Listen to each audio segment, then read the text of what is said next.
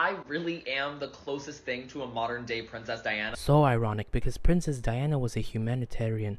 You, on the other hand, are embarrassingly silent on you know what's going on. You're a student in UCLA. You proudly put that in your bio, but you know what's going on in your school?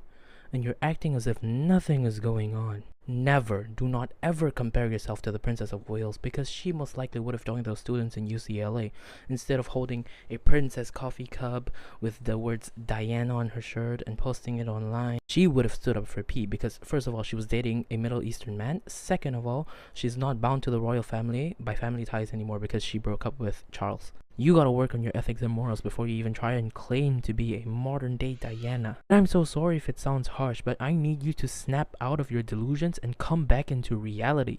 We're hitting 35,000. These are not small numbers. To put it into perspective, UCLA has 32,000. Can you imagine all the students on campus just gone?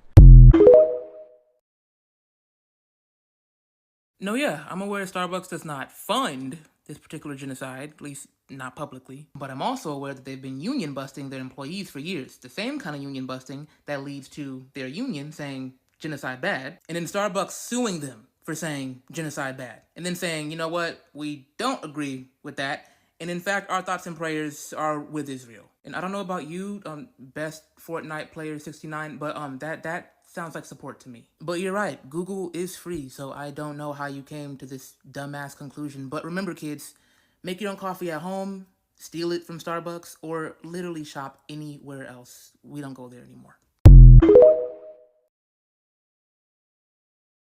But when those protests actively make the life of everyone around you worse, I don't see what... Okay, boo-hoo. They missed a flight. They can book another one.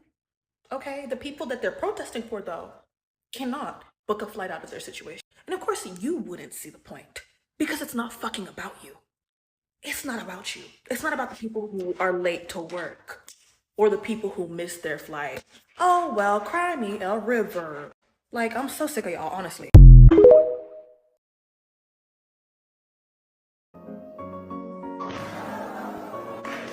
Modern art is the stupidest crap that ever was. Wow, it's stupid. Okay, first of all, that was contemporary art, Ben Shapiro, you dumb fuck. Just like love, beauty, woman, we're never going to arrive at a definition of art that everyone is happy with. Is this art, or is this just buckets of sand falling? Why can't it be both? And why do conservatives get so mad about art? Ben Shapiro calls this stupid, but the artist, Roman Siner, studied fine arts and sculpture for like 6 years and is a well-respected, well-established figure in the realm of sculptural and conceptual art. Surely, to a conservative like Ben Shapiro who values education and the upper classes, he would appreciate that Roman Siner isn't just making stupid crap. But a conservative like Ben Shapiro can't see the art or the artist, he just sees buckets of sand falling, and isn't that stupid? And I get it, I wasn't blown away by this piece, I'm not going to sit here and pretend that it was my favourite piece of art I've ever seen, but that's not the point. One website described Siner's work as a bunch of time sculptures. Siner uses tension and surprise to expose the objects to various processes. In Siner's work, the viewer can observe and examine the relationship between order and chaos, between stillness and sudden eruptions of energy. And that's exactly what this piece did, which is good artistic practice, whether you like it or not, whether you consider it beautiful, valuable, or worthwhile or not. There's like a little bit of whimsy in this piece that I really like. It's like its own self-contained story. There's the tension, the surprise, and then the resolution. If art is only art when it's visually appealing or when it's true to life, then you're actually taking the life out of the art and making it harder for us to engage with it. There's no need to call an entire artistic movement stupid crap. You can look at art and just be like, I don't get it. It's fine not to know things. But conservatives pride themselves on being the ones who do get it, so that's why they can't really appreciate art, because art isn't necessarily made to be understood. Conservatives count on people not doing the work to engage in art and exploit our gut instinct and encourage us to go along with it. It's easier to just revel in our initial dislike of something like the buckets of sand rather than reflecting on it and going to learn more about it. Conservatives are trying to stroke your ego and comfort you by saying, you're not stupid for not getting it. The art itself is stupid. Conservatives love to think of themselves as the voice of common sense, you know, objective fact. Facts don't care about your feelings. You can't have this attitude and engage in art, a thing that has very little objectivity attached to it. Conceptual contemporary art demands that conservatives reject their primary values. Life is silly and messy and meaningless and pointless. Why not just knock some sand buckets over and call it art? These buckets of sand or some paint blobs on a canvas or whatever it is exist outside of a conservative's very rigid view of things like race, gender, sexuality, and that's why they hate it. I trained in contemporary dance, and there were times when I was just walking around the stage or experiencing the sensation of my little finger, and that was the art piece. It got to a point where my parents would call me before a show and be like, be honest, are you actually dancing this time? Should we even bother coming? And I'd be like, no, don't come, you don't have to be there. I went through the opinionated, artistic douchebag cycle of thinking. Contemporary dance is the only true dance. Commercial is soulless crap. What is their movement language? What is their thesis? What nuanced social political point are they trying to make? Now I go to commercial class every week and shake my ass to Beyonce. And similarly, I got tired with contemporary. Each piece was like my own personal sand bucket. I was like, what's the point? No one's going to be entertained by this. No one's going to want to watch it. Now I realize that I was missing the point, and I wish that more people would treat art like my parents did. I'm not going to get this. I don't want to get this. This isn't for me, instead of belittling the art itself. This attitude that some art is true art and other art is just stupid crap limits all of us artistically. I once thought that real or serious dancers only existed with touring companies, performing around the world. That didn't happen for me. That's not what my life looks like. So I thought, I failed. I'm not an artist anymore. I'm not a dancer. I just gave up that label and I stopped dancing for years. But just engaging in dance itself makes me a dancer, whether that's having fun to Beyonce or making a really well thought out piece about the patterns of wood or something that no one's ever going to want to watch. It's all art and it's all valuable and everyone has a place in it. We need whimsy, we need silliness, we need pointlessness, we need art. That's why your coffee comes with latte art on it, even though it's going to be ruined in 10 seconds. Art colors our lives. So what is art to you? When was the last time that you made art? Maybe you want to make stupid crap like this, so why don't you? What's stopping you? I think it's interesting that every time you go to critique Taylor Swift, her fans jump to assuming that you're stupid. I made a bit of a flippant joke video critiquing a Taylor Swift video a little while ago, and a lot of my comment section was people thinking that I didn't know what a metaphor was. So, seeing as I have an undergraduate degree and a BFA in creative writing poetry and a master's degree in Shakespeare, I think actually what I'm going to do today is explicate this Taylor Swift lyric and show you why I have an issue with it. For those of you who don't know, explicate is the word that we use when we pull apart a poem technically and look at the way that it's working. What I am not is a musician, so I'm probably not going to talk about form and meter and stuff, because that has more to do, I think, with rhythm and music and that aspect of it than lyricism. The lyric that I was talking about was the "You Wouldn't Last an Hour in the Asylum Where You Raised Me" from Who's Afraid of Little Old Me by Taylor Swift, which is an insane song title for a 30-year-old billionaire, by the way, but whatever, that's besides the point. My problem with a lot of the lyrics specifically in this song have to do with perspective and point of view.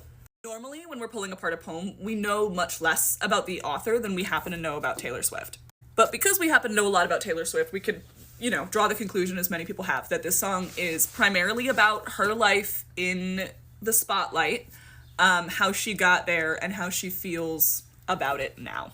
A lot of the problem I have with this song is a problem I have with a lot of Taylor Swift's songs, actually, which is that her perspective and point of view and her addressees are almost never really clear and often shift throughout the song with her personal pronoun usage. And other singer-songwriters do this all the time, but one, we're looking at this as poetry, since this is the Tortured Poets department, and that's what I know how to do. And two, other singer-songwriters, I think, make clear delineations when those pronoun usages are switching. Taylor Swift uses the pronoun you to refer to a lot of entities in this song. I think what doesn't work about this song is that the you slides, as it does in a lot of her songs, but it also seems to be muddled between looking at people who's an attacker and who is a fan and who's an audience member. I know it's, y'all's princess or whatever, but it's aggressive. It comes across aggressive. The song is saying, you shouldn't tell me that you feel bad. I broke. No wonder it was that I broke. You should be afraid of me. That's what the song, it's who's afraid of little old me, you should be. So that's background. Let's break down You Wouldn't Last an Hour in the Asylum Where They Raised Me. We study poetry, we break stuff down word by word, and I mean word by word. So I'm going to go through this pretty quickly and just do big points. You, the pronoun usage there, again, that's my big critique with a lot of this song is just the pronoun. I just feel like it's a very loose use of the word you. Wouldn't last an hour is interesting to me because she's deliberately picked a quite short period of time. This is a sentence that's intended to be provocative. Yes, this entire song is intended to be provocative, and I mean that in the quite literal sense of the word provocative, as in to provoke. The word asylum is where I really run into an issue with this, is because the word asylum has a lot of connotation, and also like quite literal meaning that she's tapping into that I don't even think she understands the depth of. The original video I made was a bit flippant, but it was saying, wasn't she raised in suburban Pennsylvania? Because Taylor Swift's story, as I'm sure we know, is that she was raised upper middle class in Pennsylvania until her parents decided to move her down to Nashville. She asked her parents to move her down to Nashville to get famous. Which, by the way, I think is just what is rubbing a lot of people the wrong way about Taylor Swift right now, is the continued victimization of herself, despite the fact that she's a 30-year-old billionaire who could step away from the spotlight at literally any point. But asylum is a deliberate reference to a place that is built to jail and has been used to mistreat and abuse disabled people and mentally ill people for hundreds of years. The connotation that she's going for here is asylum equals crazy, and I'm crazy because of what you did to me, right? That's the connotation that she's trying to make with her word usage. It doesn't work because it's a bad comparison. I'm sure being famous is hard. I'm sure it really is. I actually genuinely think that fame in the way that we conceptualize it today is a human rights violation and probably wouldn't exist in the way that it did if it didn't come with also job security and financial safety. And that's why a lot of people want to get famous. That's besides the point. But Taylor Swift's fame was and always has been a choice. And an asylum is someplace for people who do not have anywhere else to go. And specifically, somewhere where people are put there against their will. Institutionalization is not something that you choose to do to yourself. There are hundreds of thousands of people over the last hundreds of years who have, been stuck in asylums and died there because nobody else would take care of them or step up because of a physical disability or a mental health issue. Taylor Swift has $1 billion. They raised me also implies non-active choice. And again, that's a connotation that she's going for with asylum, is she is trying to convince you with this lyric, right? This lyric is connotating that she did not have a choice in the position that she's in now. That is the issue I have with it. She was raised in wealthy white suburbia, got her parents to move to Nashville for her so she could get famous, got famous, and has continued putting out albums ever since. There is no part of this that is not a choice for Taylor Swift. And the usage of, you wouldn't last an hour to deliberately, provoke, you wouldn't be able to do this thing that I didn't have a choice but to do, is what that line means. And I think that it's bad writing. It's also just not these lyrics are just not that interesting, word-wise, poetry-wise. Anyway, I understand what Taylor Swift is saying. I just think it's bad. If you think Taylor Swift is the most brilliant lyricist of all time, I'm going to remind you lightly that Kendrick Lamar has a Pulitzer Prize, and that maybe you should get an anti-racist workbook or something. Anyway, that's all I have to say for today. Go stream Hins Hall by Macklemore. I went to go edit this and forgot, but if you want to start learning how to read poetry and lyrics in a different way, how to read poetry like a professor is a great place to start. Don't you feel silly? Don't you feel stupid? Don't you feel a little ashamed? I can't comprehend people who still insist Israel has a right to defend itself because their precious little underdog of a state is now carpet bombing what was the last refuge in Gaza.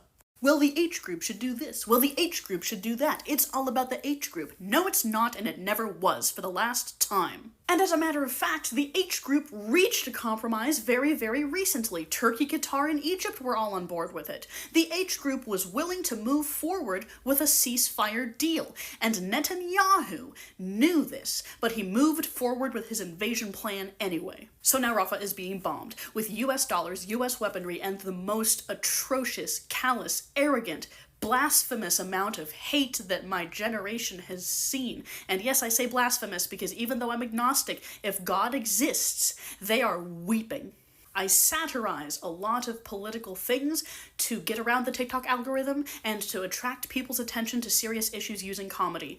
There is no stupid joke I can possibly make about this. It is atrocious. What we can do is keep protesting, keep boycotting, and most importantly, keep raising money to send to survivors over there who still need that money to cross through Egypt's border. If you wouldn't mind, please go to the GoFundMe in my bio's link tree and donate directly to Sulaiman and Ibrahim Espita's remaining family members who are still trapped over there, because the survivors who may live through this nightmare deserve every ounce of hope that we are capable of giving them.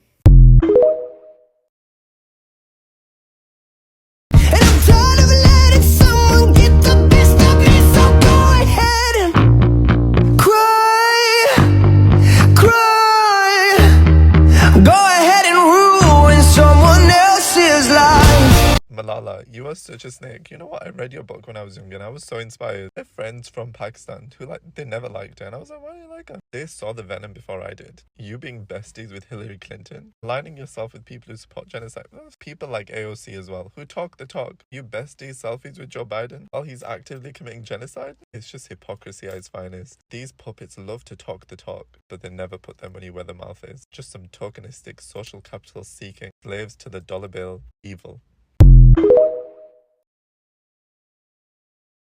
If I ever showed up to a counter protest and the person holding the microphone giving a speech on the other side was none other than Dr. Angela Davis, I would pack it up so quick. I would summon a rift from the molten core of the earth to come up and swallow me whole. You would not hear from me for at least 90 business days. That shit is embarrassing. You are failing an open notes test. You don't have to wonder what would I have done during the civil rights movement, because one of the most prominent leaders of that time period is still alive, standing shoulder to shoulder with Palestine. And you're yapping your mouth at a counter protest while Angela Davis herself is giving a speech in solidarity with the student in Kent. You don't have to wonder, what would you do? What side of this should I fall on? It's Angela Davis. Sheesh. If any activist is going to understand how education is so threatening to systems of power, it would be the woman whose manuscripts for her PhD were seized by the FBI, which is why she never got to receive the degree that she worked for. I want a ceasefire, fuck a response from Drake. What you willing to risk? What you willing to give? What if you were in Gaza? What if those were your kids? If the West was pretending that you didn't exist, you want the world to stand up, and the students finally did. Let's get it.